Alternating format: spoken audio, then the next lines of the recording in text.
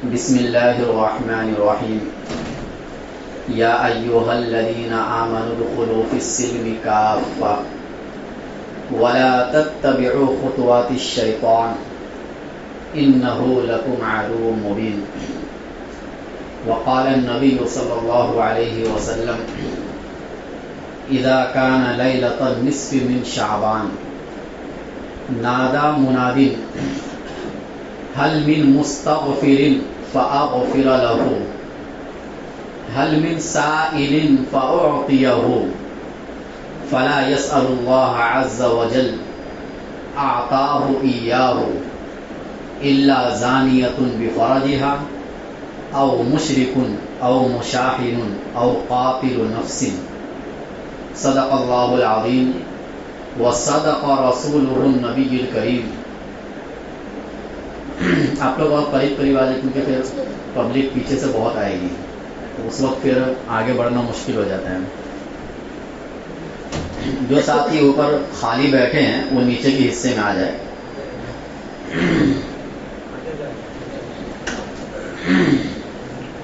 سامعین محترم اور معزز ساتھیوں، آج کی یہ مبارک رات ہے. سب سے پہلے یہ دعا کرے کہ اللہ تعالی ہم سب کی اس رات میں مغفرت فرما دے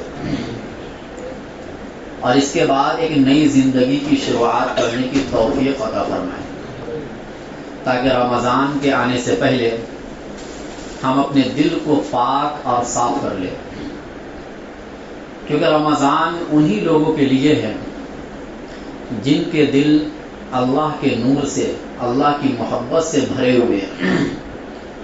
اس کا فائدہ ہر کسی کو نہیں ہوتا ہے. اگرچہ رمضان کا مہینہ ہر سال آتا ہے اور روزے بھی ہر سال ہم رکھتے ہیں، لیکن رمضان گزر جانے کے بعد وہ کیفیت جو ہونی چاہیے وہ نہیں ملتی ہے. اس کی وجہ یہی ہے کہ رمضان کے آنے سے پہلے ہم نے رمضان کی تیاری نہیں کی، ہم نے اپنے آپ کو اس لائق نہیں بنایا کہ ہم اس مہینے کا استقبال کر سکے. ہم نے اپنے جسموں کو تھکا کر کے محنت اور مشقت میں ڈال کر اس لائق نہیں بنایا کہ رمضان کی محنتوں اور مشقتوں کو شوق کے ساتھ، محبت کے ساتھ برداشت کر سکے. رسمی طور پر تو ہر آدمی ادا کر لیتا ہے نا، لیکن ایک ہوتا ہے محبت میں تراویح پڑھنا، اللہ کی محبت میں. آپ کو مصیبت پر خوشی ہو، دل کو ایسا بناؤ. اللہ کی طرف سے آزمائش کے آنے پر خوشی ہو، اپنے آپ کو ایسا بنانے کی کوشش کرو.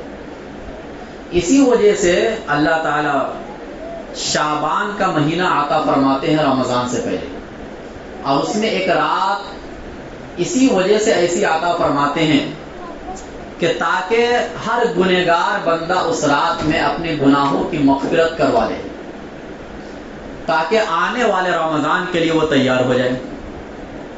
اس کا یہ مطلب نہیں کہ ایک رات آئی اور آپ نے عبادت کر لیے، اللہ کو راضی کر لیا اور پھر 15 دن یوں ہی آپ گزار رہے ہیں. پھر جب رمضان کی پہلی تاریخ آئی تو پھر سے آپ مسجد میں آنے لگ گئے. یہ اس وجہ سے نہیں ہے. یہ رات یہ نبی صلی اللہ علیہ وسلم کے بتائے ہوئے منشا کے خلاف ہے، یہ شریعت کے منشا کے خلاف ہے.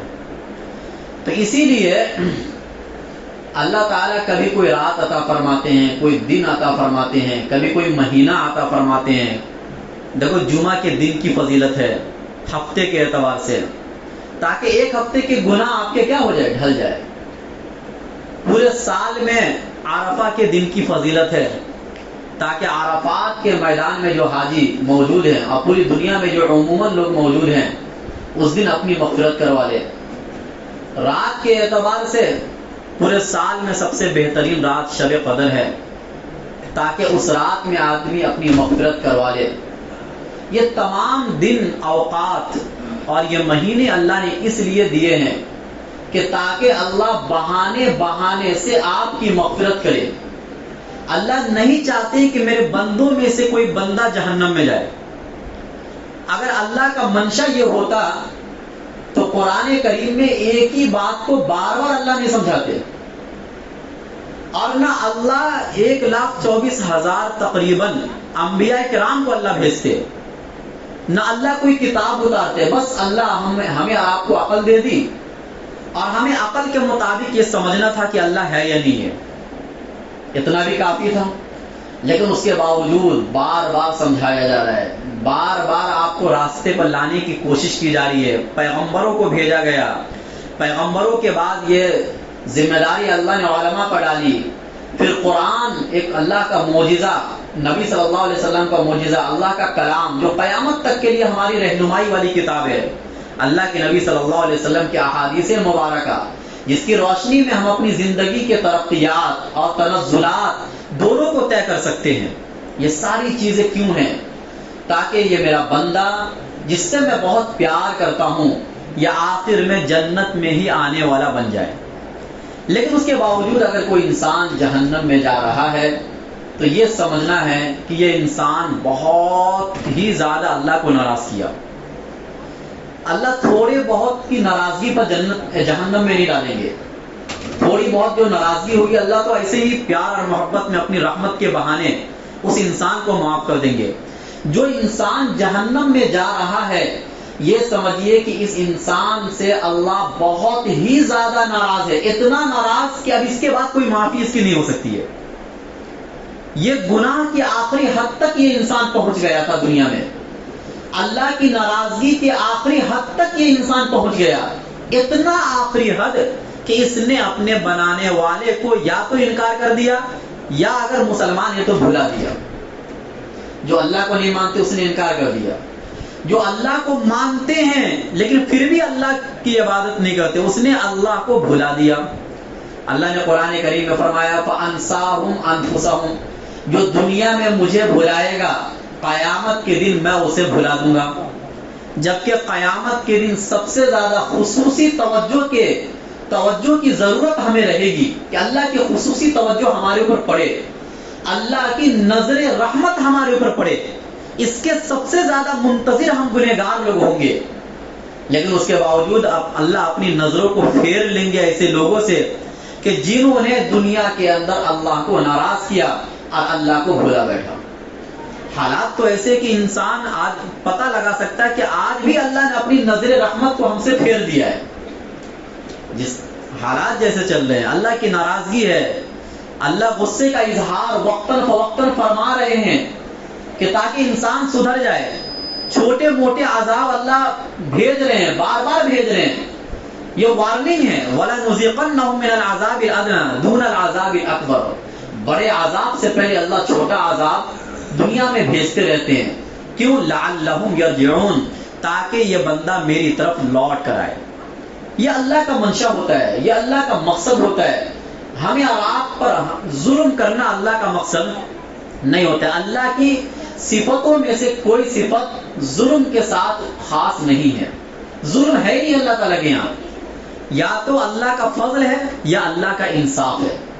کسی کے ساتھ یا تو فضل والا معاملہ ہوتا ہے، اللہ اس کو بہت دے دیتے، جتنا اس نے کیا اس سے زیادہ اللہ اس کو دے دیتے ہیں، اور اگر کسی کے ساتھ کوئی معاملہ ہوتا ہے تو انصاف والا معاملہ ہوتا ہے۔ ظلم والا معاملہ نہ اس دنیا میں ہوگا نہ آخرت میں ہوگا۔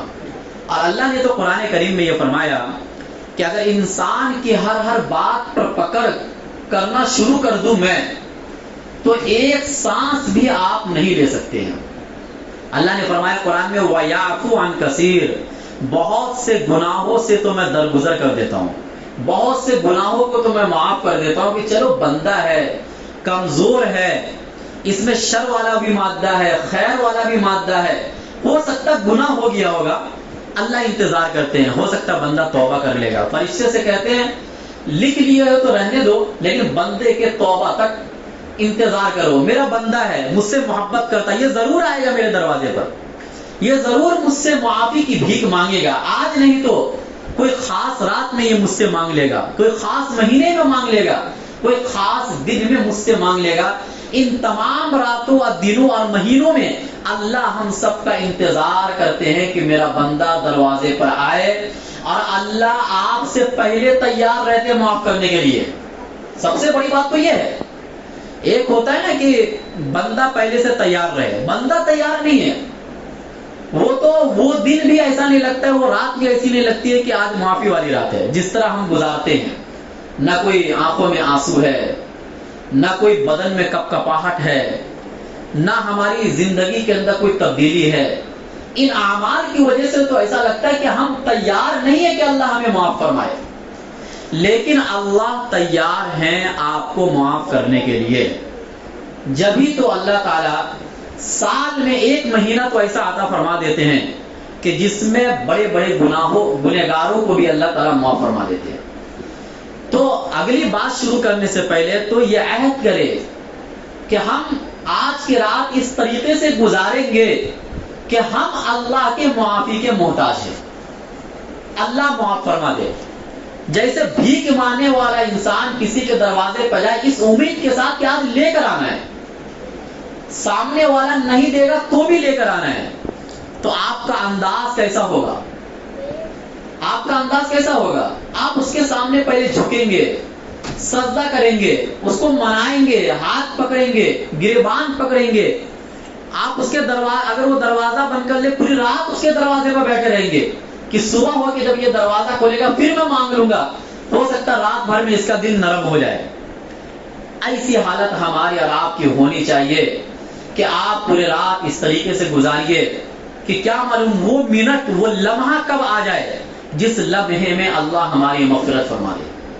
اس امید کے ساتھ کہ اب وہ منٹ آ جائے گا، اب وہ گھنٹہ آ جائے گا، اب وہ سیکنڈ آ جائے گا جس میں ہماری معافی کا اعلان ہونے والا ہے. اس گریہ وزاری تضرع اور وہ والی کیفیت بھیک مانگنے والی کیفیت ہوتی ہے، اس کیفیت کے ساتھ اللہ تعالیٰ سے مانگنے کی کوشش کرے.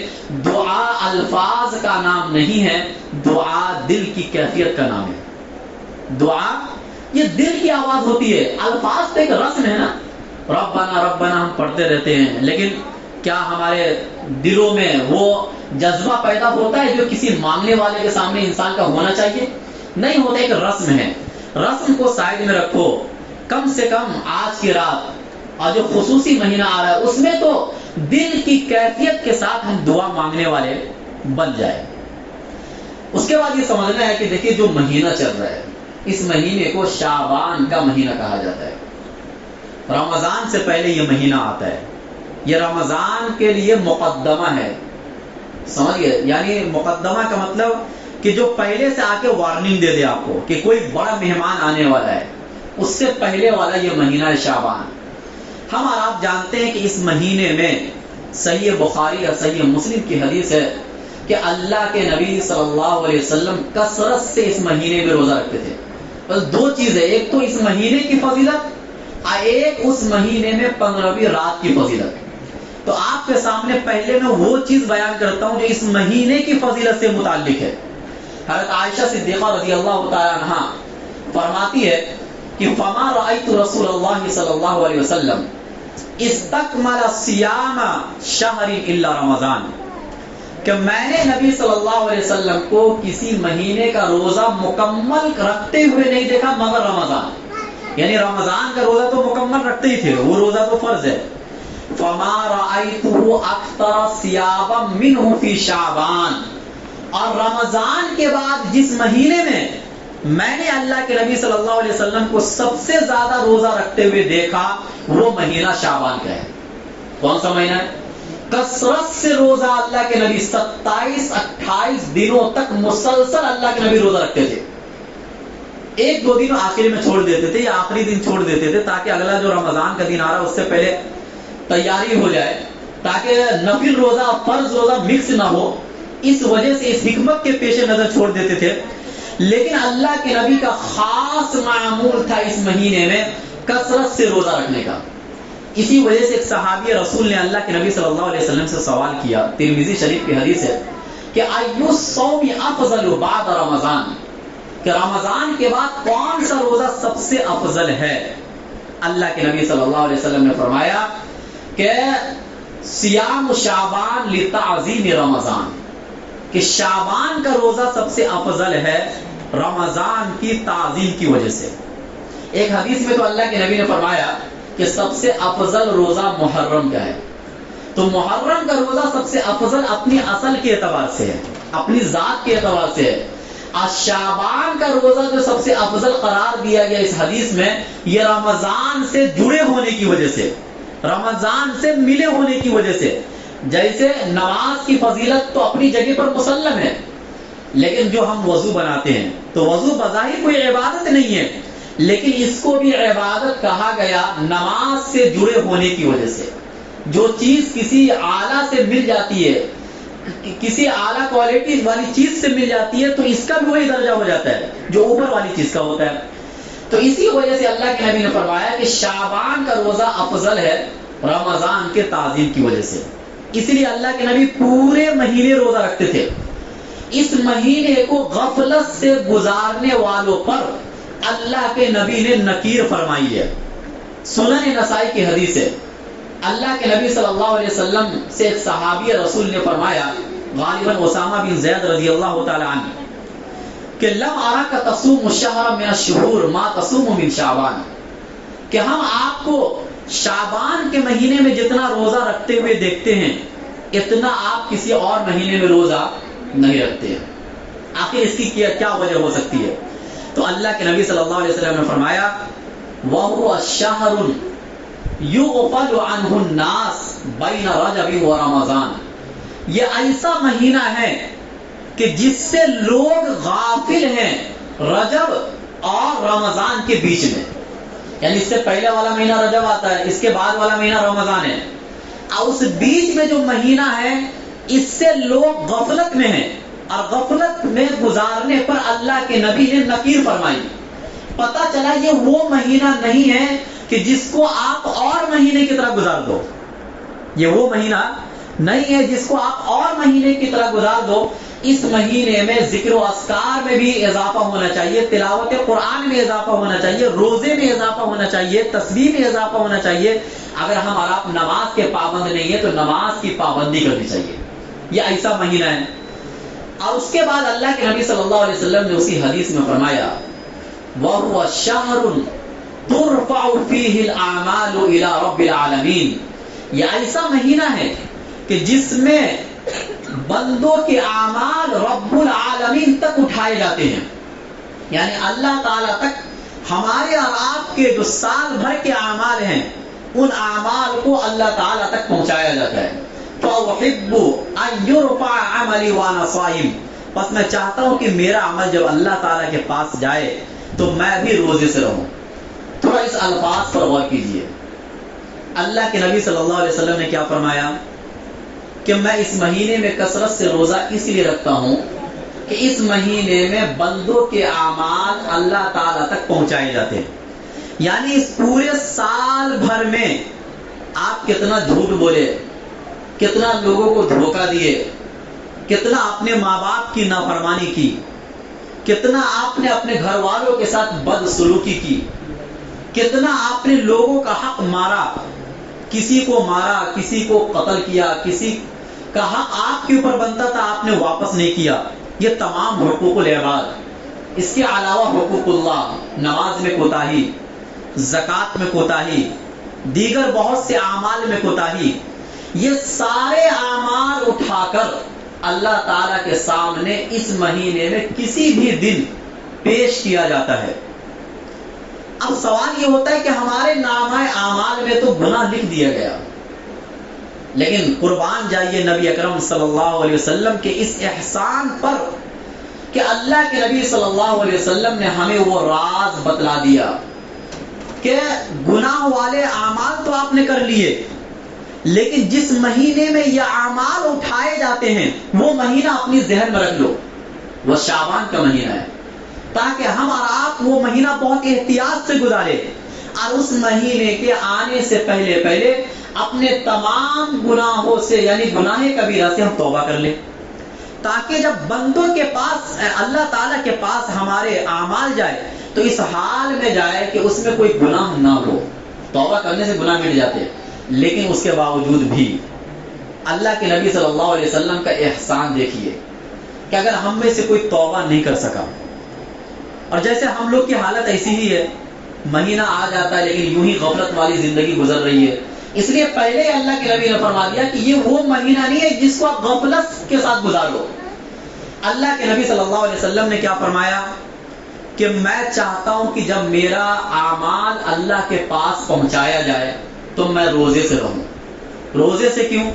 اس کی ایک وجہ تو یہ ہے کہ روزہ ہی ایک ایسا عمل ہے کہ جس میں آپ پورے دن عبادت میں رہتے ہیں. چاہے آپ سو رہے ہوں، چاہے آپ گھوم رہے ہوں، چاہے آپ تجارت کر رہے ہوں، چاہے کسی بھی لائن میں آپ کو کھانے پینے سے اگر آپ رکے ہوئے ہیں روزے کی نیت سے تو آپ پورے دن عبادت میں شمار ہوتے ہیں. برخلاف نماز کیوں ایک ٹائم کے لیے ہے، زکوٰۃ یا اس کے علاوہ دیگر بھی ساری عبادتیں وہ پورے دن نہیں کی جا سکتی ہے، کسی ایک ٹائم پر کیا جا سکتا ہے. تو ایک تو اللہ تعالیٰ نے روزے والی عبادت کو منتخب فرمایا کہ پورے دن میں روزے سے رہوں، کہ تاکہ دن کے اوقات میں جب اللہ تعالیٰ کے پاس ہمارے اعمال جائے تو اس حال میں جائے کہ میں عبادت میں رہوں، میں عبادت کے ساتھ متصف رہوں. اس لیے کثرت سے روزہ رکھا کرتے تھے. کیا کون سا دن ایسا آ جائے جس میں ہمارے عمل پیش کیے جائیں گے. اور دوسری بات یہ ہے کہ اس کو ایک مثال سے سمجھیے کہ ایک بندہ ہے جو مجرم ہے، اس کو جج کے سامنے پیش کیا گیا، عدالت میں پیش کیا گیا اس کو، اور مجرم ہے وہ، لیکن وہ ایسی حالت میں آیا عدالت میں کہ ایک دم بھوک سے تڑپ رہا ہے، پیاس کی شدت ہے اس کے چہرے پر، کپڑے بھی صحیح ڈھنگ کے نہیں ہیں، بہت غربت کا مارا ہوا انسان، اور بال بکھرے ہوئے جیسے کوئی انسان سفر سے آتا ہو. ایسی حالت میں وہ عدالت میں آئے. اگر جج رحم دل ہوگا تو کیا بولے گا کہ ہاں بھائی یہ بندہ مجرم ہے لیکن اس کی حالت ایسی نہیں ہے کہ میں اس کو سزا دوں، اس کی حالت ایسی نہیں ہے کہ میں اس کو سزا دوں. یہی چیز اللہ کے نبی صلی اللہ علیہ وسلم نے، یہی ترکیب ہمیں سکھلایا کہ آپ نے پورے سال گناہ کیے، غفلت والی زندگی گزاری، لیکن جب آپ روزے کے ساتھ یہ مہینہ گزاریں گے اور اللہ تعالیٰ تک آپ کے اعمال اٹھائے جائیں گے اور اللہ یہ دیکھیں گے کہ بندہ مجرم تو ہے، فرشتے نے لکھا ہے، لیکن بندہ بھوک اور پیاس کی شدت میں مجھے منا رہا ہے، مجھے راضی کر رہا ہے. جو بندہ بھوکا ہو، پیاسا ہو، میں اسے سزا کیسے دوں؟ میں اسے سزا نہیں دے سکتا. سوچیے اللہ کے نبی صلی اللہ علیہ وسلم یہی ترکیب اپناتے تھے. لیکن ایک بات بتائیے کہ جب اللہ کے نبی صلی اللہ علیہ وسلم کے اعمال اوپر اٹھائے جاتے رہے ہوں گے تو ان اعمال میں کیا ہوگا؟ کوئی گناہ کا تصور ہو سکتا ہے؟ اللہ کے نبی صلی اللہ علیہ وسلم کے اعمال میں وہ لمبی لمبی نمازیں، وہ لمبے لمبے سجدے کہ جس ایک سجدے کی برابری ہم پوری زندگی بھی نہیں کر سکتے. جس اخلاص کے ساتھ، جس پیار اور محبت کے ساتھ اللہ کے نبی کے سجدے ہوا کرتے تھے، ہم تو اس کے ذرے کو بھی نہیں پہنچ سکتے ہیں. اس کے علاوہ وہ یتیموں کے ساتھ ہمدردی، غریبوں کے ساتھ ہمدردی، ظلم کرنے والوں کو معاف کر دینا، دشمنی رکھنے والوں کے ساتھ حسن سلوک، کبھی مکہ فتح ہو رہا ہے قتل کرنے والوں کی معافی، کبھی طائف والے ظلم و ستم کر رہے ہیں، اختیارات کے باوجود اللہ کے نبی صلی اللہ علیہ وسلم کا معاف کر دینا، کبھی ان منافقین کو معاف کر دینا، کبھی غزوہ بدر، غزوہ احد، غزوہ خندق، یہ تکلیف کی زندگی، یہ سارے اعمال صرف اللہ کو راضی کرنے کے لیے. اور اوپر سے اللہ کی طرف سے یہ پروانہ کہ آپ کے غلطی تو نہیں ہو سکتی ہے لیکن جو بھی اگر آپ کو ایسا لگ رہا ہے تو وہ ساری غلطیاں سب کیا ہے؟ معاف. جو سارے تسامح ہیں. اس حالت کے باوجود بھی اللہ کے نبی صلی اللہ علیہ وسلم اپنی حالت شعبان کے مہینے میں ایسی بنا لیتے تھے جیسے کوئی مجرم اللہ کے دربار میں پیش ہو رہا ہے. ایسی حالت اللہ کے نبی بناتے تھے. حالانکہ اللہ کے نبی کے اعمال سے اللہ کو جو خوشی ملتی رہی ہوگی اس کا اندازہ تو ہم اور آپ نہیں کر سکتے. اس خوشی میں ہو سکتا ہے بہت سے اور لوگوں کو بھی معاف کر دے جب اللہ کے نبی کے اعمال اوپر جاتے رہے ہوں گے تو. لیکن اس کے باوجود اللہ کے نبی کثرت سے روزہ رکھ کر اور نسبت اپنی طرف کی ہے. اللہ کے نبی کیا فرمایا؟ یہ بھی اللہ کے نبی فرما سکتے تھے کہ اے صحابہ تم اس مہینے میں کثرت سے روزہ رکھو تاکہ تمہارے اعمال جب اللہ تعالیٰ کے پاس جائے تو اللہ تعالیٰ یہ دیکھے کہ یہ میرا بندہ مجرم ہے لیکن یہ روزے سے ہے. یہ بھوکا پیاسا ہے میں اس کو یوں ہی معاف کر دوں گا. نہیں، نسبت صحابہ کی طرف نہیں کی، نسبت اپنی ذات کی طرف کی کہ فَأُحِبُّ أَن يُرْفَعَ عَمَلِي وَأَنَا صَائِمٌ، کہ میں چاہتا ہوں کہ جب میرا عمل اللہ تعالیٰ کے پاس جائے تو میں روزے سے رہوں. کیا بندگی ہے اللہ کے نبی صلی اللہ علیہ وسلم کی، کیا عاجزی انکساری ہے، کیسا تضرع، کیسا کیفیت، کیسا پیار اللہ تعالیٰ کے ساتھ تھا، کیا تعلق تھا اللہ کے نبی کا اور اللہ تعالیٰ کے ساتھ، جس کا ہم اور آپ اندازہ نہیں لگا سکتے. یہ وجہ تھی شعبان کے مہینے میں کثرت سے روزہ رکھنے کی، اس کے علاوہ کوئی اور وجہ نہیں. اس لیے ہمارا سوچتے ہیں کہ بھائی رمضان کے مہینے میں تو اللہ کے نبی رکھتے تھے فرض روزہ ہے وہ، آخر شعبان کے مہینے کو اتنی ویلو اللہ کے نبی نے کیوں دی ہے؟ اس کی وجہ صرف یہی ہے کہ آپ کی حالت اس مہینے میں مجرموں جیسا ہونا چاہیے. اب مجرم جیسا تو ہے، یہ مجرم تو ہے ہی ہم، لیکن ایسی حالت ہونی چاہیے کہ صحیح معنوں میں آپ اپنے گناہوں کو معاف کروانے کے لیے آئے ہیں. اور اس کی سب سے بہترین ترکیب جو اللہ کے نبی نے ہمیں اور آپ کو بتلائی وہ روزہ ہے. اس لیے اس مہینے میں کسی بھی دن کو خاص کیے بغیر جس دن کی توفیق مل جائے روزہ رکھنے کی، انسان کو رکھ لینا چاہیے. کہیں ہو سکتا ہے وہی دن ہو جس میں آپ کے اعمال کو اللہ کے سامنے پیش کیا جائے. تو یہ تو اس حدیث کی تشریح ہوئی. اسی طرح اس مہینے کی خصوصیت یہ بھی ہے کہ اس مہینے میں اللہ کے نبی صلی اللہ علیہ وسلم پر درود کی کثرت رکھنی چاہیے، کیونکہ آیت درود ان اللہ و ملائکتہ یصلون علی النبی اسی مہینے میں یہ آیت اتری ہے. تو علماء یہ فرماتے ہیں کہ چونکہ نبی کے احسانات اتنے زیادہ ہیں، اللہ کے نبی نے جب اتنی بڑی بڑی ترکیب بتائی ہمیں گناہوں کے معافی کے، تو ہمیں اور آپ کو بھی اسی طریقے کا اللہ کے نبی کے ساتھ سلوک رکھنا چاہیے. اسی طریقے سے یہ مہینہ مقدمہ کی طرح ہے رمضان کا، یعنی اس مہینے میں جس طریقے سے نماز سے آگے پیچھے کی جو سنتیں ہیں، ان سنتوں کا درجہ دیگر نوافل سے زیادہ ہے. چونکہ وہ سنت اگر آپ چھوڑ دیں گے تو آپ کو گناہ ملے گا، لیکن آپ تہجد کی نماز اگر چھوڑ دیں گے تو گناہ نہیں ملے گا. ایسے ہی یہ مہینہ ہے کہ اس مہینے میں آپ جو بھی عبادت کریں گے تو رمضان سے اس مہینے کے متصل ہونے کی وجہ سے ہر عبادت کا ثواب اتنا ملے گا جتنا دیگر مہینے میں نہیں ملے گا. علامہ ابن رجب حنبلی رحمۃ اللہ علیہ یہ فرماتے ہیں کہ اس مہینے کو سنت مؤکدہ کی طرح سمجھو، کیونکہ رمضان کا مہینہ تو فرض ہے، فرض سے پہلے یہ مہینہ سنت مؤکدہ ہے. اور جس طریقے سے سنت مؤکدہ کو بھی نہیں چھوڑا جاتا ہے، نہ غفلت کے ساتھ اس کو پڑھا جاتا ہے، ایسے اس مہینے کو بھی غفلت کے ساتھ ہم نہ گزارے. یہ تو بات ہوئی مطلقاً اس مہینے کی فضیلت کے بارے میں. دوسرا مرحلہ آتا ہے کہ اس مہینے میں ایک رات آتی ہے، کیا اس رات کی بھی کوئی فضیلت ہے؟ تو دیکھیں ذخیرہ احادیث کے اندر اللہ کے نبی صلی اللہ علیہ وسلم نے اس رات کی بھی فضیلت کو بیان فرمایا. ایک حدیث میں اللہ کے نبی نے فرمایا اذا کان لیلۃ النصف من شعبان، جب شعبان کی 15ویں رات آتی ہے تو اللہ کی طرف سے ایک اعلان کرنے والا اعلان کرتا ہے حل من سائل حل من مستغفر فاغفر له، کوئی مغفرت کا طلبگار ہے جس کو میں معاف کر دوں؟ حل من سائل فاعطیہ، کوئی سوال کرنے والا ہے جس کے سوال کو میں پورا کروں؟ فلا يسأل اللہ عز وجل احد شیئا الا اعطاه، بس جو بندہ بھی اس رات کوئی سوال کرتا ہے اللہ تعالیٰ اس کو وہ چیز عطا فرما دیتے ہیں.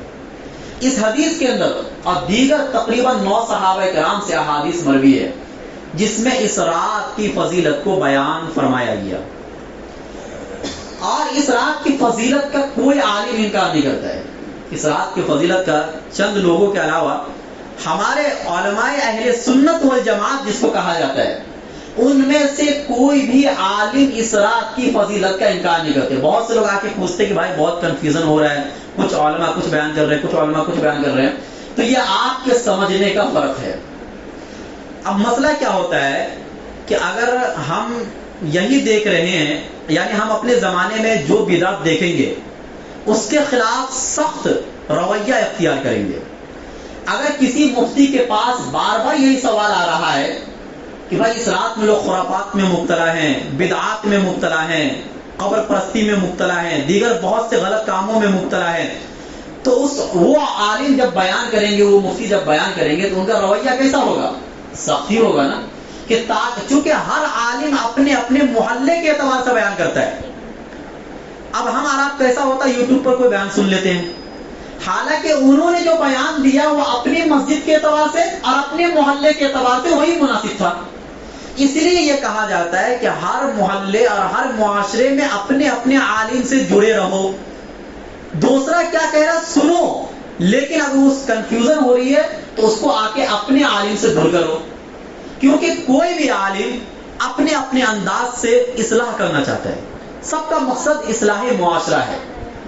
اب کسی کے مزاج میں نرمی ہے تو انہوں نے تھوڑا الگ انداز میں بیان کیا، کسی کے مزاج میں سختی ہے تو انہوں نے اپنے انداز سے بیان کیا۔ ایک بہت بڑے عالم گزرے علامہ ابن تیمیہ رحمۃ اللہ علیہ، دنیا ان کو بہت بڑا عالم مانتی ہے، عرب کے سارے علماء ان کو فالو کرتے ہیں۔ علامہ ابن تیمیہ رحمۃ اللہ علیہ کے زمانے میں بدعت بہت پھیل رہی تھی، بہت زیادہ، تو ان کا رویہ اتنا سخت ہو گیا کہ انہوں نے یہاں تک کہہ دیا کہ جہنم میں جانے کے بعد ایک وقت تک کے بعد یہ جہنم بھی ختم ہو جائے گی۔ اگرچہ بعد میں انہوں نے ان سارے باتوں سے توبہ کیے، رجوع کیے، لیکن اپنے زمانے کی بدعات کو دیکھ کر ان کا رویہ اتنا سخت ہو گیا تھا کہ بہت سے جائز کاموں کو بھی وہ غلط کہہ دیے، اب بہت سی صحیح حدیثوں کو وہ من گھڑت حدیث کہہ دیے، حالانکہ امت میں بہت بڑا مقام ہے ان کا، شیخ الاسلام کے لقب سے اہل سنت والجماعت کے نزدیک وہ مشہور ہے۔ لیکن کیوں انہوں نے یہ رویہ اختیار کیا؟ انہوں نے اپنے زمانے کے حالات کو ایسا ہی دیکھا، اس لیے اصلاح معاشرہ کے خاطر کبھی کبھی جب کوئی جائز کام کو بہت ویلو لوگ دینے لگ جائے تو اس وقت میں اس کام کے ناجائز ہونے کا فتویٰ دے دیا جاتا ہے، تاکہ انسان فرائض پر آئے، واجبات پر آئے، سنن پر آئے، نوافل کو اتنی اہمیت نہ دے۔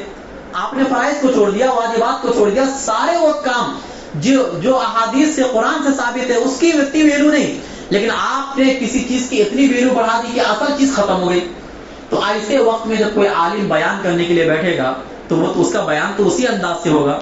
تو اسی لیے ایک بات کو اپنے ذہن میں بیٹھا لے کہ کوئی بھی اہل سنت والجماعت کا عالم اس رات کی فضیلت کا انکار نہیں کرتا ہے۔ آپ کسی کا بھی بیان مجھے نہیں سنا سکتے کہ کوئی اس رات کی فضیلت کا انکار کر رہا ہو، سارے ہی اس رات کی فضیلت کو مانتے ہیں۔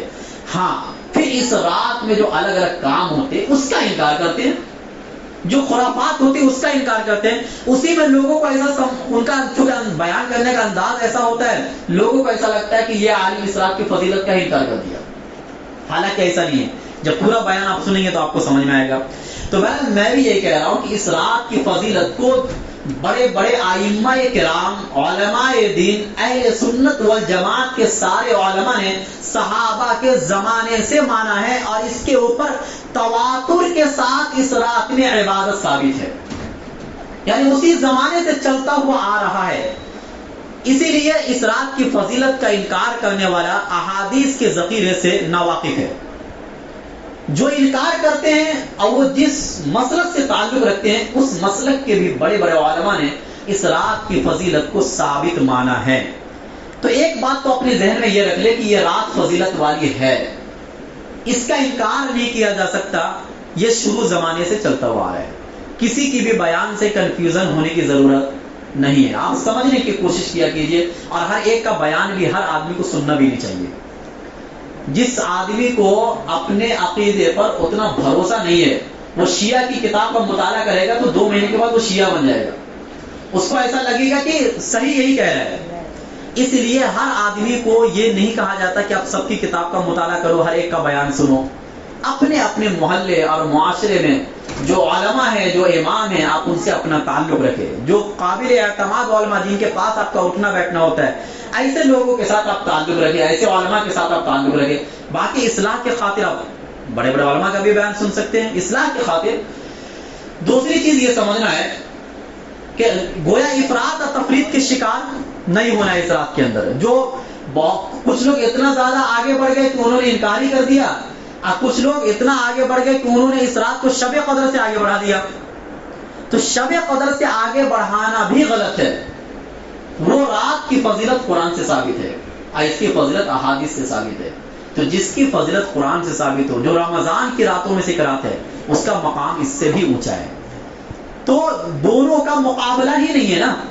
اس لیے اس طریقے سے آپ اپنے دل میں یہ عقیدہ رکھیں کہ بھائی اس رات کی ایک فضیلت ہے بس، لیکن شب قدر کے برابر یہ نہیں ہے. دوسری چیز، بہت سے لوگ یہ سوال کرتے ہیں کہ اس رات میں عبادت کون سی کرے. تو اسی چیز کو علماء منع فرماتے ہیں. جو آپ بیانات سنتے ہیں وہ یہی ہے کہ عبادت کا کوئی خاص طریقہ، جتنی بھی فضائل کی احادیث اللہ کے نبی نے اس رات کے بارے میں فرمایا، اس میں عبادت کا کوئی خاص طریقہ بیان نہیں فرمایا. جیسے کہ کیا شب قدر کی جو رات ہے، اس رات میں عبادت کا کوئی طریقہ اللہ کے نبی نے بتلایا؟ اللہ تعالیٰ نے بتلایا. جب اس رات میں عبادت کا کوئی طریقہ نہیں بتلایا، بس ایک فضیلت کو بیان کیا، تو یہ رات تو اس سے کم تھی. اس لیے اس رات میں بھی عبادت کا کوئی طریقہ اللہ کے نبی صلی اللہ علیہ وسلم نے بیان نہیں فرمایا. آپ اپنی حساب سے، اگر آپ کو نماز کی توفیق ملتی ہے تو نماز پڑھیے، تہجد کی توفیق ملتی ہے تہجد پڑھیے. اس کے علاوہ کوئی بھی ذکر و اذکار آپ کر سکتے ہیں. اور اگر آپ عشاء کی نماز جماعت سے اور فجر کی نماز آپ نے جماعت سے پڑھ لیا تو بھی آپ پوری رات عبادت کرنے والوں میں شمار کیے جائیں گے. کم سے کم اس کا اہتمام کرے. اس رات کو توبہ والی رات بنائے کہ اب سے رمضان آنے تک جس طرح رمضان میں نمازوں کی پابندی میں کرتا ہوں، اسی طریقے سے آج سے وہ میری پابندی شروع ہو جائے گی. آپ اس رات کو یہ والی رات بنا دے، پھر یہ رات آپ کے لیے بہت افضل ہو جائے گی. تو عبادت کا کوئی خاص طریقہ اس رات میں متعین نہیں ہے. تیسری چیز یہ ہے کہ اس رات میں بھی پھر کچھ بندے ایسے ہیں جس کے لیے وہ والی فضیلت نہیں ہے جو اللہ کے نبی نے بیان فرمائی. ایک تو وہ کہ جس کا اسلام سے، ایمان سے کوئی تعلق ہی نہیں ہے، تو ان کو تو سائڈ میں رکھو. دوسرے وہ انسان جس نے کسی کا قتل کر دیا جان بوجھ کر، ایسے انسان کی بھی مغفرت نہیں ہوتی ہے. اسی طریقے سے وہ عورت یا وہ مرد جو زانی ہے، وہ عورت وہ مرد جب تک اپنے زنا سے توبہ نہ کر لے، اللہ تعالیٰ ایسے لوگوں کو بھی چھوڑے رکھتے ہیں. اور اسی طریقے سے وہ انسان جس کے دل میں کسی کی دشمنی ہو اور اس دشمنی کے نتیجے میں سامنے والے کو تکلیف پہنچانے کا ارادہ رکھتا ہو، ایسے انسان کی بھی مغفرت نہیں ہوتی ہے. اور یہ 4 گناہ بطور مثال ہے، ورنہ ہر کبیرہ گناہ ایسا ہی ہے کہ جب تک آپ اس گناہ سے توبہ نہیں کریں گے، آگے کے جو فضائل ہیں وہ فضائل آپ کے لیے اللہ کی طرف سے نہیں اتریں گے. چنانچہ بہت سی دوسری احادیث میں اس رات کے بارے میں یہ بھی آتا ہے کہ جو ماں باپ کا نافرمان ہے، ایسے انسان کی بھی مغفرت نہیں ہوتی، چونکہ یہ بھی گناہ کبیرہ ہے. یا اسی طریقے سے جو شرابی ہے، ایسے انسان کی بھی مغفرت نہیں ہوتی ہے. پتہ چلا جتنے بھی گناہ کبیرہ جس میں ہم اور آپ ملوث ہیں، ان گناہ کبیرہ سے ہمیں اور آپ کو توبہ کرنے کی ضرورت ہے. اور آج کی رات میں سب سے پہلا کام جو آپ کا ہونا چاہیے وہ توبہ ہونا چاہیے کہ اپنے سارے بڑے گناہ سے ہم توبہ کریں گے، چونکہ اب اللہ کو منانا ہی ہے. اس کے علاوہ کوئی چارہ نہیں ہے دنیا کے اندر. اللہ کوئی دنیا میں آپ کا کوئی سہارا نہیں رہے گی اللہ کو چھوڑ کر. ہر انسان اپنی اپنی اب سوچ رہا ہے. قیامت والے مناظر دنیا میں دیکھنے کو مل رہے ہیں کہ ہر انسان کو اب اپنی اپنی فکر ہے. تو اسی لیے آپ اللہ سے اپنا رشتہ مضبوط کر لیجئے، اس کے بغیر کوئی چارہ اب ہے ہی نہیں. اس لیے اس والے یعنی توبہ والا کام اب سب سے پہلے کیجئے. اس کے بعد یہ مسئلہ آتا ہے کہ پھر اگلے دن روزہ رکھے کہ نہیں. تو میں نے اس سے پہلے بتلا دیا کہ شعبان کے مہینے میں کسی بھی دن روزہ رکھنے کی فضیلت ہے. اللہ کے نبی صلی اللہ علیہ وسلم نے کثرت سے اس مہینے میں روزہ رکھا ہے اور امت کو تلقین فرمائی ہے کہ اس مہینے کو روزے والا مہینہ بناؤ. آپ چاہے 15 کے دن رکھ لیں، شعبان کا مہینہ ہونے کی وجہ سے رکھ لیں. آپ یا تو ایام 20 کے روزے رکھ لیں اس مہینے میں، یعنی 13 14 15 جو عربی کی تاریخ ہوتی ہے، یا یہ کہ اگلا دن پیر کا دن ہے، آپ اس حساب سے روزہ رکھ لیں کہ پیر کے دن بھی بندوں کے اعمال پیش ہوتے ہیں، ہفتہ واری اعمال جو ہوتے ہیں وہ پیر کے دن پیش ہوتے ہیں. تو آپ یہ سب سوچ کر اس دن کا روزہ رکھ سکتے ہیں. اس کے اوپر زیادہ واویلا مچانے کی ضرورت نہیں ہے. عبادت کے اوپر زیادہ لڑنا جھگڑنا یہ مسلمانوں کا کام نہیں ہے. جو عبادت آپ کو کرنا خاموشی سے کیجئے، اور جو نہیں کر رہا ہے اس کے اوپر تان مت کیجئے. یہی اس مہینے کی خصوصیت ہے. یعنی بدعت کب بنتی ہے کوئی بھی چیز؟ کہ آپ نے کوئی کام کیے، مان لیجئے اس رات میں قبرستان جانے کا بھی مسئلہ ہے کہ قبرستان جائے کہ نہیں جائے. اللہ کے نبی صلی اللہ علیہ وسلم سے ترمذی شریف کی ایک حدیث میں یہ ثابت ہے کہ اپنی زندگی میں ایک مرتبہ گئے تھے. مفتی تقی عثمانی صاحب فرماتے ہیں کہ اگر کوئی انسان اپنی زندگی میں 1 یا 2 مرتبہ یوں ہی چلا جائے تو اس میں کوئی حرج نہیں ہے. لیکن مسئلہ بگڑتا اس وقت ہے کہ آپ تو جا رہے ہیں، ٹھیک ہے جائیے، لیکن نہ جانے والوں کو آپ طعن و تشنیع کا ذریعہ بنا رہے ہیں. آپ کو ایسا لگ رہا ہے کہ یہ انسان غلط کر رہا ہے، پھر یہ کام بدعت بنتا ہے. اس نظریے کے ساتھ اس مہینے میں کوئی عبادت نہیں ہے. اس نظریے کے ساتھ یعنی اللہ کے نبی نے کثرت سے روزہ رکھا، آپ بھی رکھیے، لیکن جو نہیں رکھ رہا ہے اس کو طعن و تشنیع کا ذریعہ نہیں بنایا جائے گا. طعن و تشنیع کا ذریعہ رمضان میں بنایا جائے گا کہ جو اس میں روزہ نہیں رکھے گا تو اس کو زبردستی رکھوایا جائے گا کیونکہ وہ فرائض کو چھوڑ رہا ہے. لیکن اس مہینے کی ساری عبادتیں مستحبات النوافل کے درجے میں ہیں، لیکن اللہ کا قرب نوافل سے ہی ملتا ہے، یہ یاد رکھیے. فرائض تو اللہ کے حدود ہیں، باؤنڈری ہیں، اور اللہ کا جو قرب ہے، صحیح مسلم کی حدیث ہے کہ نوافل سے میرا بندہ مجھ سے جتنا قریب ہوتا ہے اتنا دیگر کسی اور عبادت سے نہیں ہوتا ہے. کیونکہ نوافل والی جتنی بھی عبادت ہے، مستحبات والی جتنی بھی عبادت ہے، یہ راز ہے آپ کے اور اللہ کے درمیان. یہ عبادتیں کیا ہوتی ہیں؟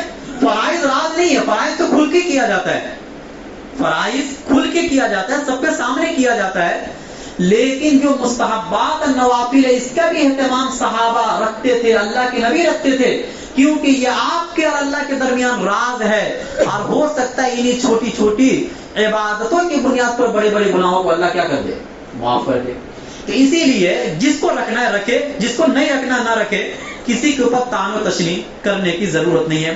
ہر انسان کو اللہ جو توفیق دیتا ہے اس کے مطابق عمل کرتا ہے، لیکن فرائض کا معاملہ الگ ہوتا ہے. اب آخر میں یہ سننا ہے کہ جو بھی عبادتیں آپ کرتے ہیں یا جو بھی آپ کام کرتے ہیں، ہر عبادت میں اصل اخلاص ہے، اللہ کی رضا ہے. اللہ کی رضا اگر کسی عبادت میں نہیں ہے تو وہ عبادت بیکار ہے. اسی لیے آپ کوئی بھی عبادت کریں تو اللہ کو راضی کرنے کے لیے کریں. اسی لیے فرائض کے علاوہ جتنی بھی عبادتیں اللہ کے نبی صلی اللہ علیہ وسلم کی، وہ ساری عبادتیں گھروں میں ہوتی تھی. کہاں ہوتی تھی؟ فرائض کے علاوہ اور واجبات کے علاوہ، یا وہ نماز جس میں جماعت ثابت ہے، جیسے تراویح کی نماز، صلاۃ کسوف، صلاۃ خسوف، صلاۃ استسقاء، یہ سب تو مساجد میں ہوتی تھی جو جماعت کے ساتھ ثابت ہے. لیکن اس کے علاوہ جتنی بھی عبادتیں اللہ کے نبی سے ثابت ہے مستحبات کے درجے میں، سنن کے درجے میں، وہ ساری عبادتیں گھر میں اللہ کے نبی کرتے تھے. جبکہ اس زمانے میں گھر بھی چھوٹے ہوتے تھے. اور آپ حدیث میں پڑھیں گے کہ اللہ کے نبی جب سجدہ کرتے تھے تو حضرت عائشہ صدیقہ رضی اللہ تعالی عنہا کے پیر کو ہٹانا پڑتا تھا، اتنا چھوٹا گھر تھا. تو اسی لیے کوشش یہ کرے، اگر گھر بہت چھوٹا ہے تو الگ چیز ہے، کوشش یہ کرے کہ ان عبادتوں کو ہم اپنے گھروں میں انجام دیں تاکہ اس میں زیادہ سے زیادہ اخلاص پیدا ہو، زیادہ سے زیادہ یہ پیدا ہو کہ ہم اللہ کو راضی کرنے کے لیے کر رہے ہیں، اور آپ کو دیکھ کر آپ کے گھر والوں کو بھی شوق پیدا ہو. دوسری چیز یہ ہے کہ آج کے زمانے میں اس امت کا سب سے بڑا مسئلہ یہ ہے کہ ہم نے فضائل کو فرائض پر مقدم کر دیا. فضائل کی جو حدیثیں ہیں اور جو مستحب کے درجے میں جو چیز ثابت ہے، سنت کے درجے میں جو چیز ثابت ہے، اس کو ہم نے فرائض سے مقدم کر دیا، پہلے کر دیا. فرض ہماری زندگی میں ہے ہی نہیں. ابھی اسی رات کا لے لیجیے، آپ نے ایک رات عبادت کی ہے، اس کے بعد آپ نے ساری نمازوں کو چھوڑ دیا، تو پھر کیا فائدہ ہوا؟ بھائی فرائض اگر آپ نے ادا نہیں کیا، صرف نوافل کا آپ اہتمام کر رہے تو یہ ایسا ہی ہے کہ دیوار آپ نے بنائے ہیں یا کلر مار رہے ہیں. فضائل کی جتنی حدیثیں یہ کلر کے درجے میں ہے. مطلب آپ نے دیوار بنا دیے، کھمبے لگا دیے، اب اس میں ٹائلز بھی لگا رہے ہیں، آپ اس میں پنکھے بھی لگا رہے ہیں، لائٹ بھی لگا رہے ہیں، اور خوبصورت سے خوبصورت بنا رہے ہیں. یہ سب فضائل ہے. لیکن پہلے دیوار تو بناؤ، پہلے کھمبا تو آپ قائم کرو. کھمبا ہے نہیں، اب سارے کام کرتے جا رہے ہیں تو یہ سارے کام ہوا میں ہوں گے. پھر ان عبادتوں کا کوئی فائدہ اللہ کے یہاں نہیں ہوگا. اللہ سب سے پہلے پوچھیں گے کہ بندہ یہ بتا کہ تو نماز پڑھا تھا کہ نہیں پڑھا تھا. فرض نماز، تہجد کا پورا اہتمام ہے، لیکن فرائض میں کوتاہی ہے.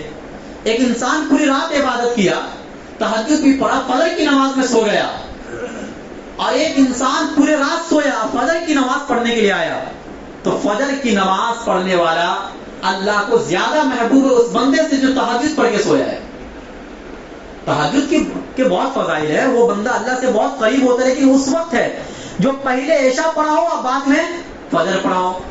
لیکن آج امت کا یہی حال ہے کہ وہ ان نمازوں کو، ان عبادات کو زیادہ ویلو دے رہے ہیں کہ جو عبادت اس کے لیے اتنا ضروری نہیں ہے۔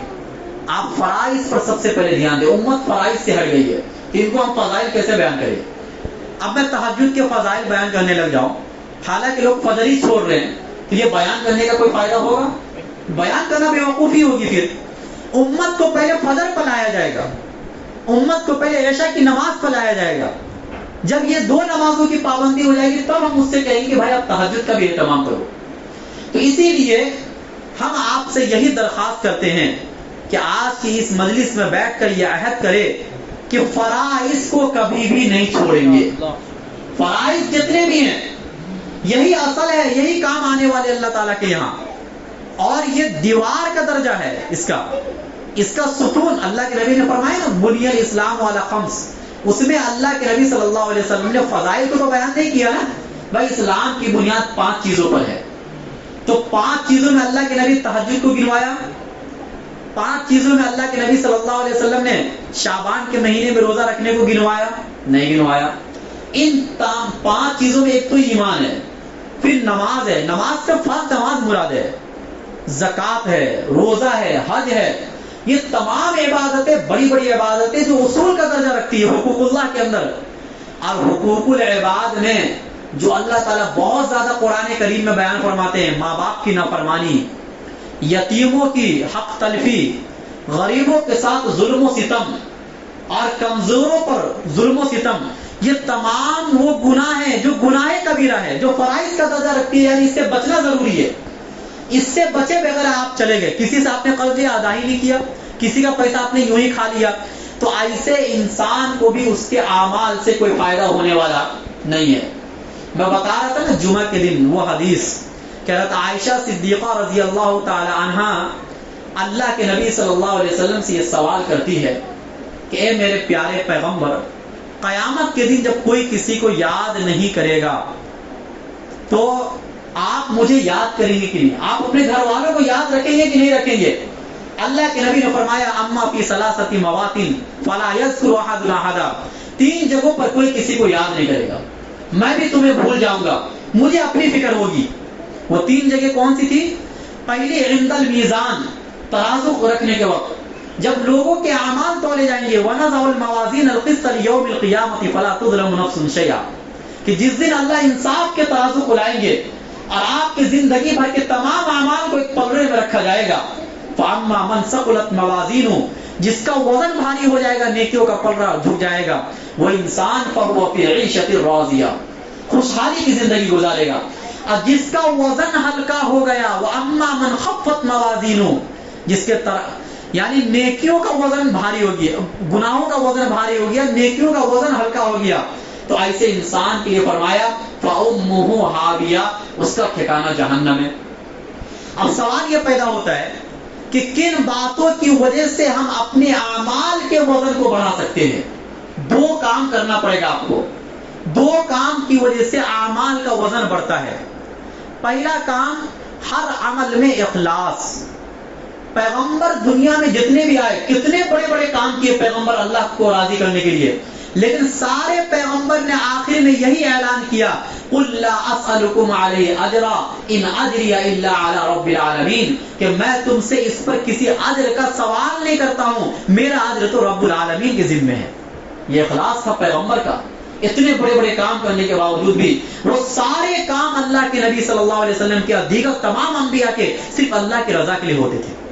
اس لیے آپ اللہ کی رضا کے لیے کسی کی مدد کیجئے، کسی سے پیار اور محبت صرف اللہ کو خوش کرنے کے لیے، کسی سے دشمنی بھی اللہ کو راضی کرنے کے لیے، اور نماز، روزہ، زکوٰۃ، جتنی بھی عبادتیں ہیں یہ سب اللہ کو راضی کرنے کے لیے کریں گے، تو آپ کی 2 رکعت کا جو وزن ہوگا وہ پوری زندگی بغیر اخلاص کے پڑھی ہوئی نماز کا وزن اللہ کے یہاں نہیں ہوگا۔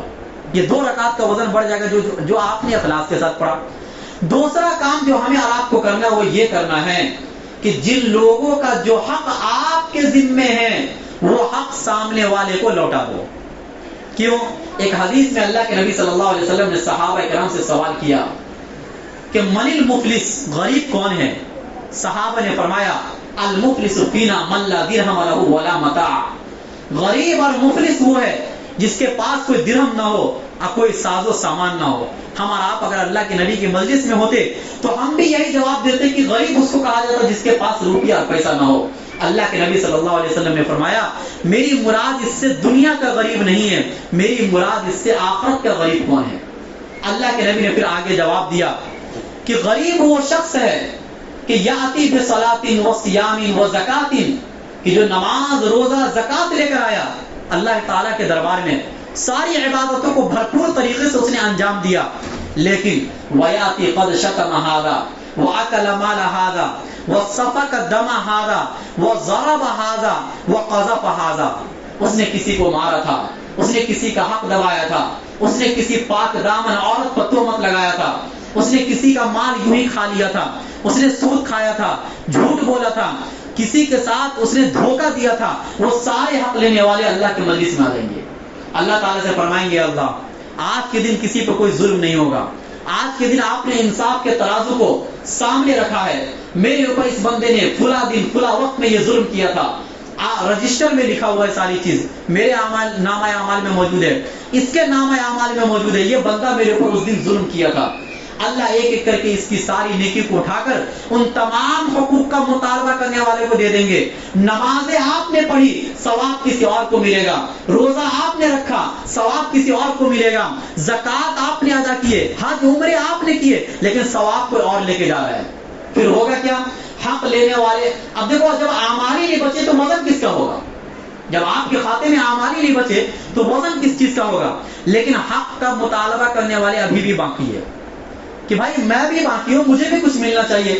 پھر ہوگا کیا؟ اس کے جو گناہ ہوں گے وہ گناہ اٹھا کر اس بندے کے اوپر ڈال دیا جائے گا۔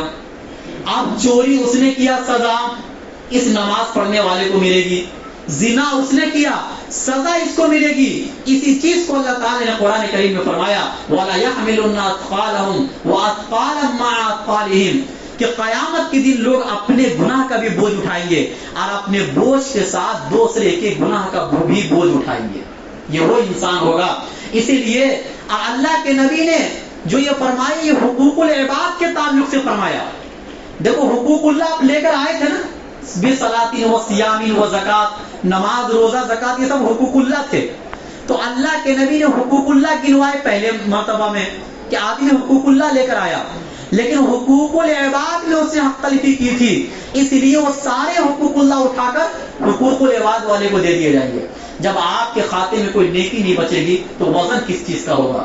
اس موقع پر کوئی کسی کو یاد نہیں کرے گا۔ دوسرا مرحلہ فرمایا اے عائشہ اندل کتاب، نامہ اعمال کے پیشی کے وقت کوئی کسی کو یاد نہیں کرے گا، ہر انسان کو اس بات کی فکر ہوگی کہ میرا نامہ اعمال کس ہاتھ میں دیا جائے گا، کیونکہ جس کا نام اعمال اس کو دائیں ہاتھ میں مل گیا وہ تو کامیاب ہے، اور جس کا نام اعمال اس کے بائیں ہاتھ میں ملے گا وہ ناکام ہے۔ فَأَمَّا مَنْ أُوتِيَ كِتَابَهُ بِيَمِينِهِ فَيَقُولُ هَاؤُمُ اقْرَءُوا كِتَابِيَهْ، کہ جس کا نام اعمال اس کے دائیں ہاتھ میں دیا جائے گا وہ لوگوں کو دکھائے گا کہ میرا رزلٹ دیکھو میں کامیاب ہو گیا۔ وَأَمَّا مَنْ أُوتِيَ كِتَابَهُ بِشِمَالِهِ، اور جس کا نام اعمال اس کے بائیں ہاتھ میں ملے گا وہ لوگوں سے چھپتا پھرے گا، وہ اپنے چہرے کو چھپائے گا کہ لوگ مجھے دیکھ نہ لے، حالانکہ اللہ دکھلا کر رہیں گے، اسے ذلیل کر کے رہیں گے، اسے تمام امت لوگوں کے سامنے رسوا کر کے رہیں گے۔ رسوائی کا دن ہوگا، کچھ لوگوں کے لیے کامیابی کا دن ہوگا، کچھ لوگوں کے لیے رسوائی کا دن ہوگا، کچھ لوگوں کے چہرے روشن ہوں گے اور کچھ لوگوں کے چہرے کالے ہوں گے۔ اب سوال یہ پیدا ہوتا ہے کہ اس سے کیسے بچیں گے؟ یعنی نامہ اعمال ہمارا داہنے ہاتھ میں ملے، اس کے لیے کیا کرنا پڑے گا؟ وزن بڑھانے کے لیے دو کام، ایک اخلاص اور دوسرے جس کا جو حق بنتا ہے آج واپس کر دو۔ لیکن آپ یہ چاہتے ہیں کہ نامہ اعمال آپ کے دائیں ہاتھ میں ملے تو آپ کو ایک کام کرنا پڑے گا جو قرآن بتلاتا ہے۔ دیکھو جس کے دائیں ہاتھ میں نامہ اعمال ملے گا تو وہ کیا کہے گا؟ انی ظننت انی ملاق حسابیہ، کہ مجھے اس بات کا پورا یقین تھا کہ ایک نہ ایک دن مجھے اللہ کے سامنے کھڑا ہونا ہے، اسی یقین کا یہ فائدہ ہوا کہ آج نامہ اعمال میرے دائیں ہاتھ میں ملا۔ جس کو بائیں ہاتھ میں ملے گا وہ یہ کہے گا بشمالی فیقول یا لیتنی لم اوت کتابیہ ولم ادری ما حسابیہ، میں نے پوری زندگی اس یقین کے ساتھ گزاری تھی کہ اللہ کے سامنے کھڑا ہی نہیں ہونا ہے۔ یہ ایک چیز، یہ استحضار کہ ایک نہ ایک دن آپ کو اللہ کے سامنے کھڑا ہونا ہے اور آپ کے تمام کیے کا حساب دینا ہے، یہ استحضار اگر آپ کے دل میں پیدا ہو جائے تو آپ کا نام عمل آپ کو دائیں ہاتھ میں ملے، کیونکہ آپ گناہ کریں گے نہیں۔ اب یہ سوال ہو سکتا ہے کہ کیا نامہ اعمال میں فرشتے نے ہو سکتا ہے بہت سے گناہ لکھ دیے ہوں گے، کیونکہ بہت سے بندے اللہ کے یہاں ایسے بھی ہوں گے جو وہاں بھی جھوٹ بولیں گے، اللہ تعالیٰ سے یہ کہیں گے فرشتوں نے غلط لکھ دیا ہے، اللہ تعالیٰ کہیں گے ٹھیک ہے، تھوڑی دیر کے لیے اس کی زبان کو بند کر دیں گے، اور اللہ تعالیٰ یہ فرمائیں گے کہ تشہد ارجلہم بما کانوا یکسبون، یہ تمہارے ہاتھ اور یہ تمہارے پیر ہمارے سامنے گواہی دیں گے۔ اس سے بھی آگے بڑھیے، اللہ نے 24ویں پارے میں فرمایا حتی اذا ما جاؤوها شہد علیہم سمعہم وابصارہم وجلودہم بما کانوا یعملون، کہ یہ آنکھ جس سے تم دیکھا کرتے تھے یہ آنکھ قیامت کے دن بولے گی، یہ کان جس سے تم نے گناہ کیے تھے اور گناہ کے کلمات سنے تھے یہ کان اللہ کے یہاں قیامت کے دن بولیں گے۔ کان تو چھوڑیے، اللہ تعالیٰ نے یہ فرمایا یہ جسم کا ایک ایک عضو اور یہ چمڑا جس کو آپ مطلب اپنی حفاظت کے لیے سارے کام کرتے ہیں، یہ چمڑا بھی قیامت کے دن بولے گا کہ ان اعضاء سے یہ کام دیا گیا تھا۔ بندہ سوال کرے گا اپنے کھال سے، اپنے چمڑے سے سوال کرے گا وقالوا لجلودہم لما شہدتم علینا، کہ آج تم ہمارے خلاف گواہی دے رہے ہو، ہم نے گناہ تمہاری لذت کے لیے کیا تھا، ہم نے چوری تمہیں پیٹ بھرنے کے لیے کیا تھا، ہم نے زبان سے جھوٹ بولے تھے تمہارے فائدے کے خاطر بولے تھے، آج تم ہمارے خلاف گواہی دے رہے ہو۔ یہ اعضاء جواب دیں گے انطقنا اللہ الذی انطق کل شیء وهو خلقکم والیہ ترجعون، آج ہمیں اس اللہ نے، اس ذات نے بولنے کی صلاحیت دی ہے جس نے تمہیں دنیا میں بولنے کی صلاحیت دی تھی اور اس بولنے کا تم نے غلط استعمال کیا۔ ہمیں اللہ نے بولنے کا موقع دیا، ہم صحیح استعمال کر رہے ہیں، لیکن ہمیں اور آپ کو جو دنیا میں اللہ نے بولنے کا موقع دیا تھا اس کا ہم نے اور آپ نے غلط استعمال کیا۔ تو نامہ اعمال آپ یہ چاہتے کہ دائیں ہاتھ میں ملے تو پوری زندگی اس یقین کے ساتھ گزارنا پڑے گا کہ اللہ مجھے دیکھ رہا ہے اور ایک نہ ایک دن رب العالمین کے سامنے کھڑا ہونا ہے اور اپنے تمام کیے کا حساب دینا ہے۔ تیسرا موقع جہاں پر کوئی کسی کو یاد نہیں کرے گا، وہ موقع کیا ہوگا؟ پل صراط، جب جہنم کے اوپر ایک پل کو بچھایا جائے گا، ساری طرف اندھیرے اندھیرے ہوں گے جس پر سے مومنین کے علاوہ کوئی بھی نہیں گزر سکے گا۔ یہ پل صراط جب بچھایا جائے گا، جب مومنین آئیں گے تو انہیں راستہ مل جائے گا، وہ پل نظر آ جائے گا، لیکن مومنین کے علاوہ جو دوسرے لوگ ہوں گے انہیں اندھیرا نظر آئے گا، وہ یہ کہیں گے بھائی ہم اپنا پیر کہاں رکھے؟ اللہ تعالیٰ قرآن کریم میں فرماتا ہے یوم تری المؤمنین والمؤمنات یسعی نورہم بین ایدیہم وبایمانہم، اے پیغمبر جس دن آپ مومن مردوں کو اور مومن عورتوں کو دیکھیں گے ان کا نور ان کے آگے ان کے سامنے چل رہا ہوگا، یہ ایمان کا نور ہوگا، یہ اعمال کی روشنی ہوگی جو روشنی آپ کو پل صراط پر سے گزار دے گی۔ دوسرے نمبر پر فرمایا وَيَوْمَ يَقُولُ الْمُنَافِقُونَ وَالْمُنَافِقَاتُ لِلَّذِينَ آمَنُوا انظُرُونَا نَقْتَبِسْ مِن نُورِكُمْ، اللہ نے کافروں کا حال بیان نہیں کیا، وہ تو گریں گے ہی، وہ انسان جو دنیا میں مسلمان مانا جاتا تھا لیکن دل میں نفاق تھا، اس کے بارے میں اللہ تعالیٰ نے یہ فرمایا قرآن کریم میں 27ویں پارے کے 10 سورہ حدیث کے اندر کہ جس دن منافق مرد اور منافق عورت ایمان والوں سے کہیں گے ذرا ٹھہرو، جب ایمان والے گزر رہے ہوں گے پل صراط سے اور ان کے ساتھ روشنی ہوگی تو پیچھے سے منافقین کہیں گے کہ تھوڑا رکیے، اس روشنی میں ہمیں بھی شامل کر لیجئے تاکہ یہ پل صراط ہم گزر جائیں۔ انظرونا نقتبس من نورکم قیل ارجعوا وراءکم، مومن مرد یہ کہیں گے کہ تم میدان محشر میں چلے جاؤ، اللہ کے پاس سے روشنی لے کر آؤ، ہم سے چپکنے کی ضرورت نہیں ہے۔ ارجعوا وراءکم فالتمسوا نورا، میدان محشر میں نور کو تلاش کرو، جب وہ تلاش کرنے جائیں گے انہیں نور نہیں ملے گا تو دوبارہ بھاگتا بھاگتا وہ انسان آئے گا تو اس کو پھر سے منا لیں گے، لیکن ہوگا کیا؟ فَضُرِبَ بَيْنَهُمْ بِسُورٍ لَهُ بَابٌ، اللہ ایک دروازہ قائم کر دیں گے، دروازہ کیسا ہوگا؟ باطنہ، یہ سب پل صراط پر ہو رہا ہے، باطنہ فیہ الرحمۃ وظاہرہ من قبلہ العذاب، کہ اس کے اندر دروازے کے اس طرف تو روشنی ہوگی، رحمت ہوگی، لیکن اس کے اس طرف اندھیرا ہوگا، وہ انسان مایوس ہو کر جہنم میں گر جائے گا۔ اب بتائیے اللہ تعالی نے کون سا لفظ استعمال فرمایا؟ یوم یقول المنافقون والمنافقات، منافق مرد اور منافق عورتوں کا پل صراط پر یہ حال ہوگا۔ اللہ کے نبی نے بخاری کی حدیث میں یہ فرمایا کہ اربع من کن فیہ کان منافقا خالصا، کہ 4 عادتیں ایسی ہیں کہ جس میں یہ 4 عادتیں موجود ہوں گی وہ پکا منافق ہوگا۔ کون سی 4 عادتیں؟ ومن کانت فی خصلۃ منہن کانت فی خصلۃ من النفاق، اور اگر اس میں ان 4 عادتوں میں سے ایک عادت بھی ہوگی تو اس میں نفاق کی ایک عادت ہوگی، حتی یدعہا، حتی کہ وہ 4 عادتوں کو چھوڑ دے۔ عادت کون کون سی ہے؟ اور یہ سارے حقوق العباد سے تعلق رکھتے ہیں۔ اذا حدث کذب، جب انسان بات کرے تو جھوٹ بولے، جب انسان بات کرے تو جھوٹ بولے۔ آج ہم مسلمانوں کا یہ طریقہ بن گیا ہے کہ جب ہم کسی سے بات کرتے ہیں تو جھوٹ بولتے ہیں۔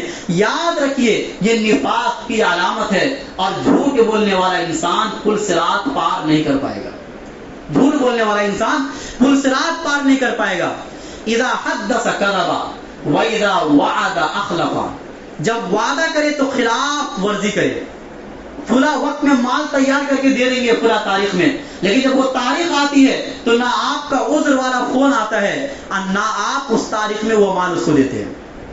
قرض لے لیے بیٹھے اطمینان کے ساتھ، اور تاریخ بھی آپ نے دے دی کہ فلاں تاریخ میں ادا کر دوں گا، لیکن آپ ایک دم اطمینان سے بیٹھے ہوئے ہیں کہ بھائی سامنے والا مانگے گا تو کچھ اور بہانہ کر دیں گے، لیکن آپ پہلے سے اپنا عذر نہیں بتلا رہے ہیں کہ بھائی فلاں عذر آ گیا، میں تھوڑا 2 دن کے بعد 4 دن کے بعد ادا کر دوں گا۔ پتہ چلا کہ وعدہ کی خلاف ورزی کرنے والا انسان پل صراط پار نہیں کر پائے گا۔ وَإِذَا حَدَّثَ كَذَبَ وَإِذَا وَعَدَ أَخْلَفَ وَإِذَا خَاصَمَ فَجَرَ، جب جھگڑا کرے تو گالی دے، گالی دینے والا انسان۔ جھگڑا تو ہوتا ہے انسان کے درمیان، آپس میں ہو سکتا ہے، جب آدمی ایک ساتھ رہتا ہے کبھی کبھی جھگڑے ہو جاتے ہیں، اس لیے جھگڑے کو نفاق کی علامت قرار نہیں دیا، بلکہ جھگڑا ہونے کے بعد گالی آپ دے رہے ہیں تو یہ گالی دینے والا انسان منافق ہے، اور یہ پل صراط پر سے نہیں گزر پائے گا۔ چوتھی نمبر کو فرمایا وَإِذَا تُمِنَ خَانَ، جب امانت رکھی جائے آپ کے پاس تو آپ اس امانت میں خیانت کریں، یا امانت میں خیانت کرنے والا انسان بھی پل صراط پر سے نہیں گزر جائے گا، نہیں گزر پائے گا۔ اب سوال یہ پیدا ہوتا ہے، علماء یہ فرماتے ہیں کہ نفاق کی 2 قسمیں، ایک نفاق اعتقادی کہ صحیح میں دل میں کفر ہے لیکن بظاہر مسلمان ہے، یہ انسان تو صحیح معنوں میں پار نہیں کر پائے گا، یہ تو نیچے گرے گا ہی، لیکن جس میں یہ 4 علامتیں پائی جائیں گی نفاق کی، یہ انسان بھی منافق ہے اور یہ پل صراط نہیں پار کر پائے گا۔ نفاق عملی والا بھی پل صراط نہیں پار کر پائے گا۔ یہ الگ بات ہے کہ گر جانے کے بعد جب اللہ چاہیں گے تو آپ کو دوبارہ اٹھا کر جنت میں ڈال دیں گے۔ نفاق عملی والے کے ساتھ یہ کام ہوگا کہ وہ گرے گا جہنم میں، لیکن گرنے کے بعد اگر اس کے دل میں ایمان ہوگا، اسلام ہوگا، تو ایسے انسان کو پھر دوبارہ اللہ جنت میں ڈال دیں گے تھوڑا مزہ چکھنے کے بعد۔ لیکن منافق انسان، قرآن کوئی تفصیل بیان نہیں کرتا ہے، منافق انسان ضرور پل صراط پر سے گزرے گا۔ اس لیے ہمیں اور آپ کو اس آیت کے پیش نظر بہت ڈرنے کی ضرورت ہے کہ یہ سارے وہ 4 باتیں وہ ہیں کہ جو ہم میں سے ہر انسان میں پایا جاتا ہے۔ وَيَوْمَ يَقُولُ الْمُنَافِقُونَ وَالْمُنَافِقَاتُ لِلَّذِينَ آمَنُوا انظُرُونَا نَقْتَبِسْ مِن نُورِكُمْ قِيلَ ارْجِعُوا وَرَاءَكُمْ فَالْتَمِسُوا نُورًا فَضُرِبَ بَيْنَهُم بِسُورٍ لَهُ بَابٌ بَاطِنُهُ فِيهِ الرَّحْمَةُ وَظَاهِرُهُ مِن قِبَلِ الْعَذَابِ يُنَادُونَهُمْ أَلَمْ نَكُن مَّعَكُمْ، جو منافق ہوگا وہ ایمان والوں کو آواز دے گا، أَلَمْ نَكُن مَّعَكُمْ، کیا ہم دنیا میں تمہارے ساتھ نہیں تھے؟ کیا ہم تمہارے ساتھ ایک مسجد میں نماز نہیں پڑھتے تھے؟ کیا ہم ایک دسترخوان پر کھانا نہیں کھاتے تھے؟ تم آگے بڑھ گئے، ہم پیچھے رہ گئے، ایسا کیسے؟ یہ دوستی دنیا میں تھی، آخرت میں کام نہیں آ رہی ہے۔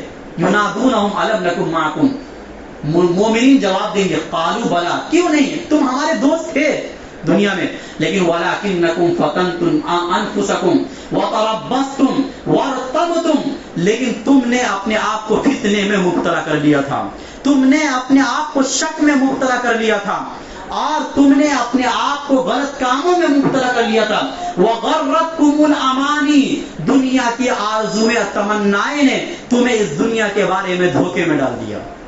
یہ دھوکا، وغرتکم الامانی باللہ الغرور، اللہ کے ساتھ بہت بڑا دھوکا تم نے کیا، اس لیے ہماری دوستی دنیا تک تھی، اب یہاں یہ دوستی کام نہیں آئے گی. اللہ فرمائیں گے فَالْيَوْمَ لَا يُؤْخَذُ مِنْكُمْ فِدْيَةٌ وَلَا مِنَ الَّذِينَ كَفَرُوا، نہ منافقین سے کوئی فدیہ قبول کیا جائے گا، نہ کافرین سے کوئی فدیہ قبول کیا جائے گا.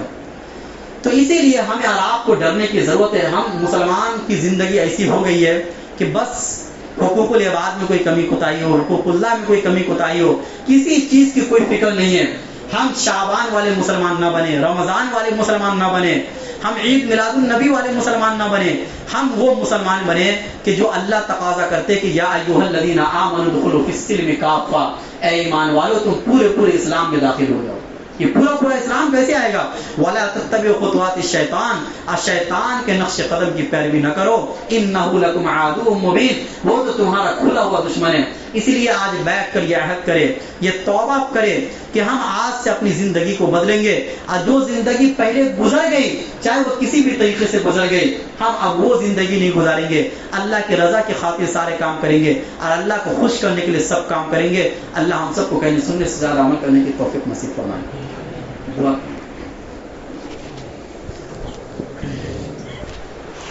بسم اللہ الرحمن الرحیم. اللهم صل علی محمد وعلى ال محمد كما صليت على ابراہیم وعلى ال ابراہیم انك حمید مجید. اللهم بارک علی محمد وعلى ال محمد كما باركت على ابراہیم وعلى ال ابراہیم انك حمید مجید.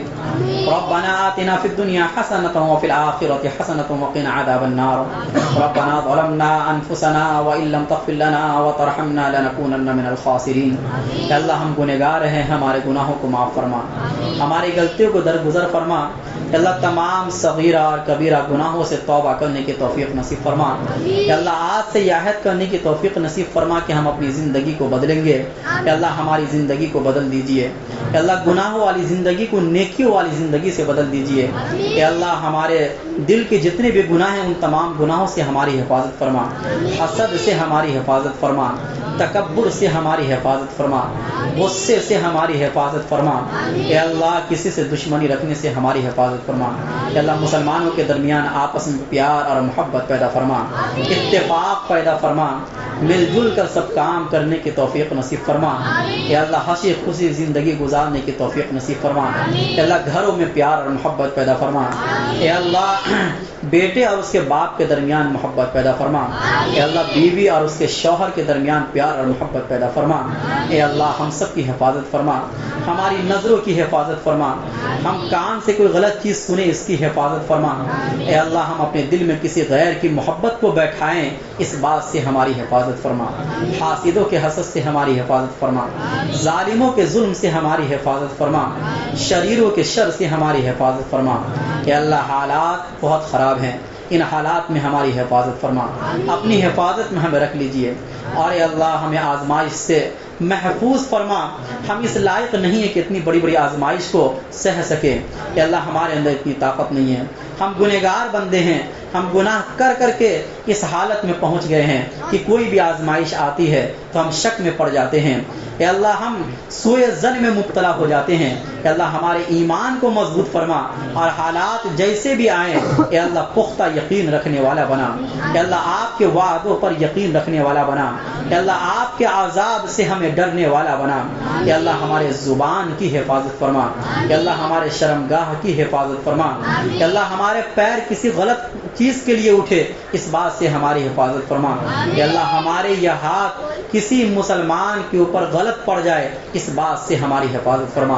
اے اللہ ہمیں اپنی طاقتوں کا صحیح استعمال کرنے والا بنا. اے اللہ اپنی طاقتوں کا ناجائز استعمال کرنے سے ہماری حفاظت فرما. اے اللہ حشر کی میدان کی رسوائی سے ہماری حفاظت فرما.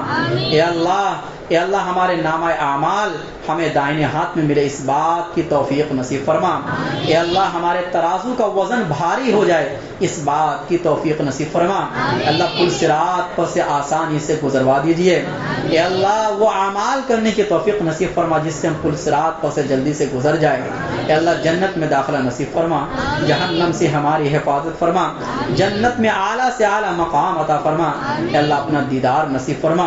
اے اللہ نبی صلی اللہ علیہ وسلم کے ہاتھوں سے حوض کوثر سے پانی پینا نصیب فرما۔ اے اللہ نبی صلی اللہ علیہ وسلم کی شفاعت نصیب فرما، نبی صلی اللہ علیہ وسلم کا قرب عطا فرما۔ اے اللہ پیارے نبی صلی اللہ علیہ وسلم کے اتنے زیادہ احسانات ہیں، اے اللہ ہماری ان کی ایک ایک سنت پر مر مٹنے والا بنا، قربان ہو جانے والا بنا۔ اے اللہ نبی کے لیے قربان ہو جانے کی ہمیں توفیق نصیب فرما۔ اے اللہ اس دین کی حفاظت فرما، دین اسلام کی حفاظت فرما۔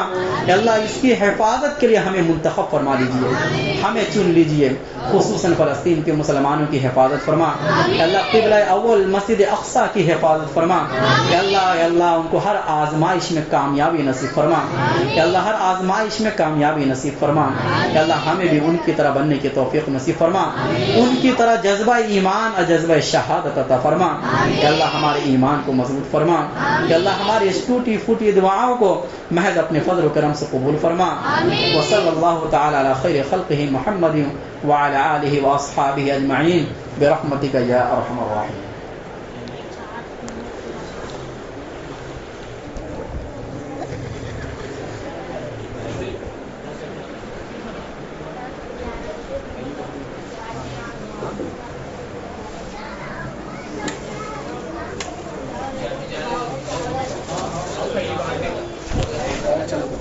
बाटो